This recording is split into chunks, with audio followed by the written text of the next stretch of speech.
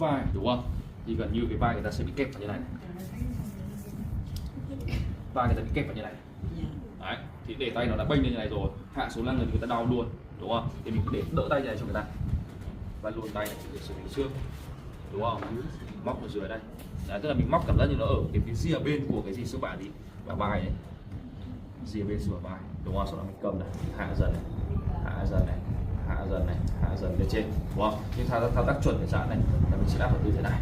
Đấy, như bạn này là thấy ngay cơ đấy rồi.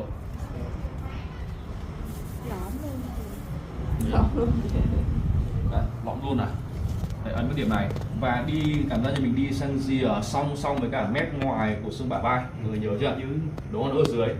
Đấy, chứ mình không đi lên trên, trên là cơ dưới là cơ tròn nhỏ rồi, đúng không? Đây, nhìn nhé, luôn ngón tay này, luôn ngón tay này, đấy, móc vào đây, cảm nhận được không? Đấy, chỗ này này, đấy, móc vào đây, mình luôn ngón tay vào trong này.